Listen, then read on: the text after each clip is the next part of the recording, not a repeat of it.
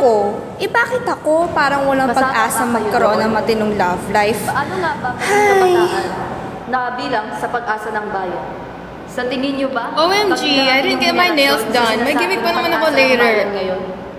Maraming mga kritiko ngayon na nagsasabi, Yes, may ibang status na naman ako mamaya sa FB pati sa Twitter. Marami na namang magla-like.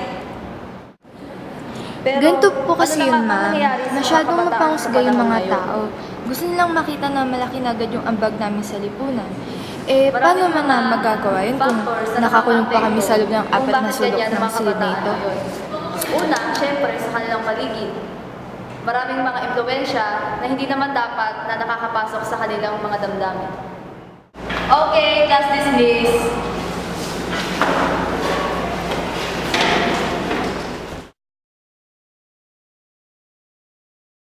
Girls, sa kayo kakain? Sa veggies pa na lang tayo. Bawal akong kumain ng mga nakakataba you know. Doon na naman. Wala namang wifi doon eh. Eh di gusto niyo sa chicken na lang tayo. Meron namang gulay at wifi dun eh. Alright, tara na, makakasali.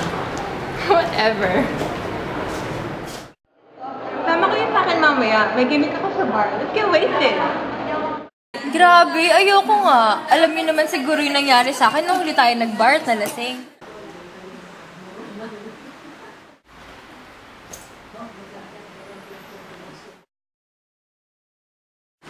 Saan na naman kayo naglalalag ng mga kabarkada mo kagabi? Mami.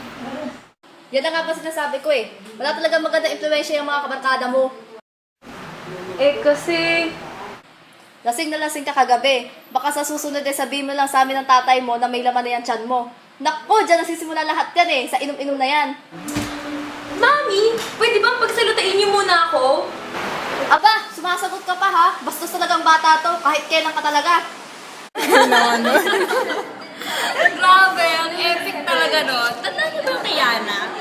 Ay, oo nga!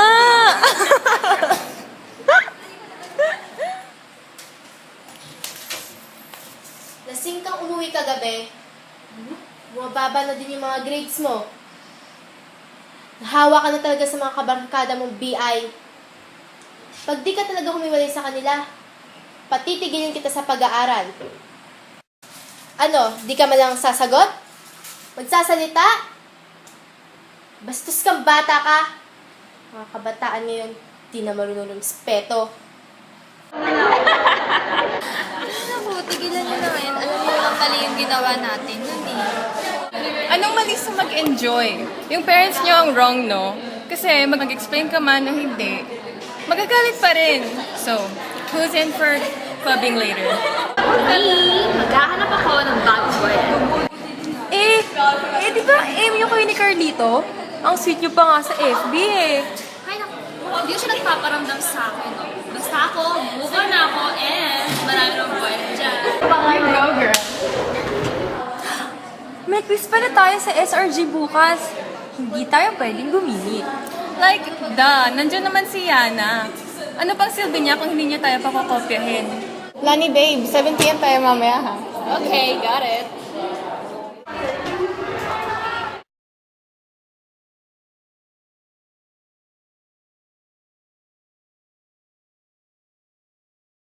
Thank you, Yana.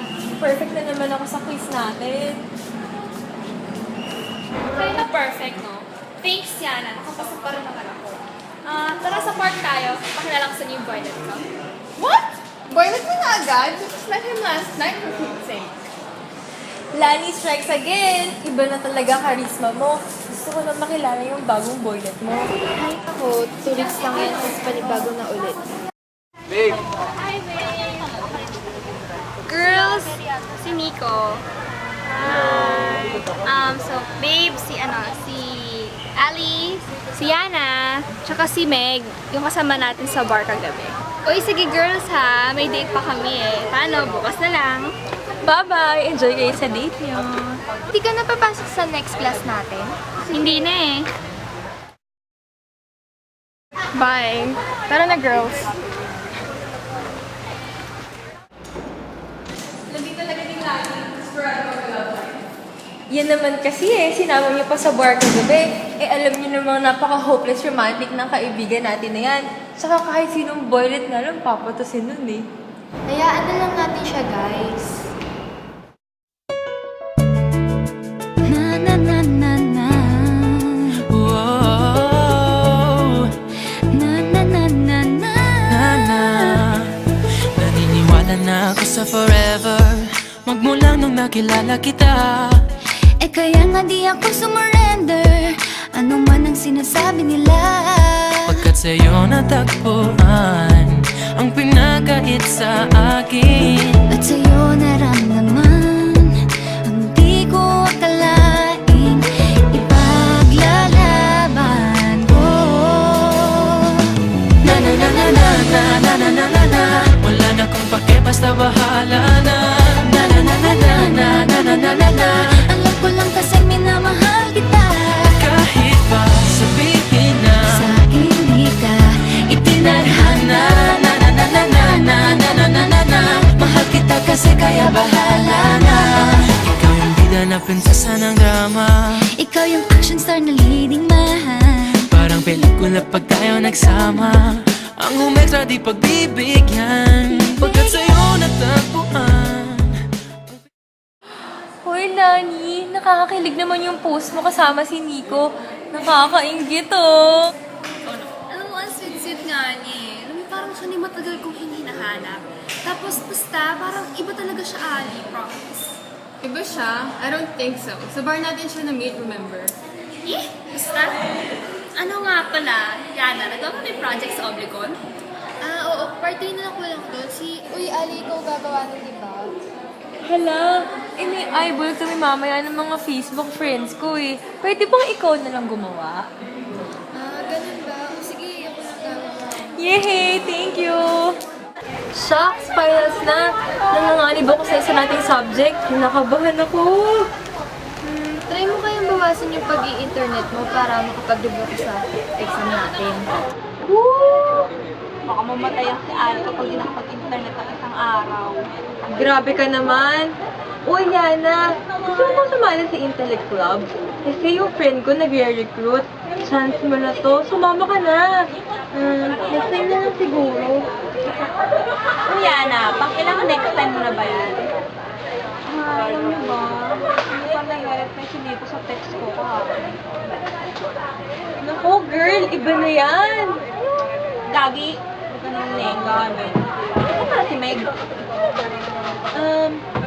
Sakit daw siya eh. Hindi daw siya makakapasok ngayon. Seryoso? Nag-text sa'yo si Meg? Wow! Tawagan niyo na nga yan si Meg. Imbis na gumagawa tayo ng papers ngayon, tayo, antay. Sige, antay pa. Hindi siya sumasagot eh. Yan, pa-importante. Kakainis na. Oh my God, Lani! Si Nico ba yun? Oh my God! What the hell? Uy, Lani, kalma lang ka naman kasi ano lang. Kalma? Halos magkadikit na yung mukha, tapos kalma pa rin? Ano yun? So ano? Oh my gosh! Hindi pinapalik pa si mga ganito! I-video na to! Sa amin, ganon. Tangina ninyo. Lani, please, wag dito. So ano, nahihiya ka ngayon sa ginawa mo? Kapal din ang mukha mo no? Sana nakipaghiwalay ka muna sa akin. Kapal ang mga mukha ninyo. Lani, stop it. I told you it's not different. Kasi nilandi mo siya. Ba't ka ang landi-landi mong babae ka ha? Well, like mother, like daughter, di ba? You hate your mother, yet you follow her steps. Tangina naman, Meg. Pati ba naman, alam ko rebelde ka. Pati ay, tigilan mo nga ako. Pati ang kaibigan mo. Grabe. Hello? Ano? Sige, pupunta na ako. Ako si Lani. Enrollment na naman. 4th year na ako sa June. Feeling ko, first time lahat. Kasi mag-isa na lang ako ngayon at malamang sa buong huling taon ko dito sa kolehiyo. Naghiwalay na kami ni Nico at wala na din akong kaibigan dito. Hindi lang pala romantic relationship ang natatapos, pati friendship, lalo na kung fake. Si Meg, rebelde yon at hindi ko yata siya kaya patawarin sa kagaguhan niyang ginawa sa akin. Hindi ko alam kung matutuwa ako na nabalitaan kong buntis na siya at hindi pa matukoy kung sino ang ama. Malandi talaga. Si Yana naman, nalaman ko na lang pala na alam na niya nung una pa lang yung kagaguhan ni na Meg at Nico. Tapos pinagtakpan pa niya. Okay naman sana siya matalino at masipag. Yun nga lang, kulang sa diskarte at tuwag. Kaya hindi niya maipakita sa lahat ang galing niya. Siguro, ginamit namin siya para pumasa, pero ganun din naman siya. Ginamit niya lang din kami para hindi siya mabully at matawag na nerd. At si Ali, ang mukhang internet na babaeng yun, pinost mo naman sa FB at YouTube yung video ng confrontation namin ni Meg. Dakilang fame whore talaga yun Ayun, bagsak sa isang subject, buti nga dun. FB at Twitter pa more, Ali. Ibi tayo bukas, pwe. Ako? Aminado ako na atat akong magmahal at mahalin ng isang lalaki. Pero nagising na ako. Yung tawag na yun yung gumising sa akin.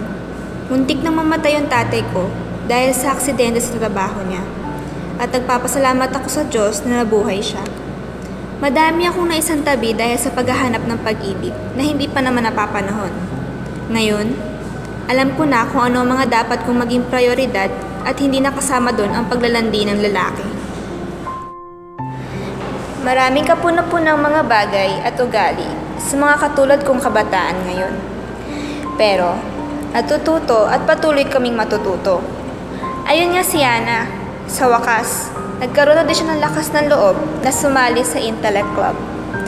Siguro maganda na din ang pagkabuwag ng samahan naming apat. Dahil marami pang dadating at sisiguraduhin kong mas mabuti ang dulot sa akin ng mga parating na yon. Para maging parte na din ako ng lehitimong mga kabataang pag-asa ng bayan. Sana sila din. At syempre, kayo din.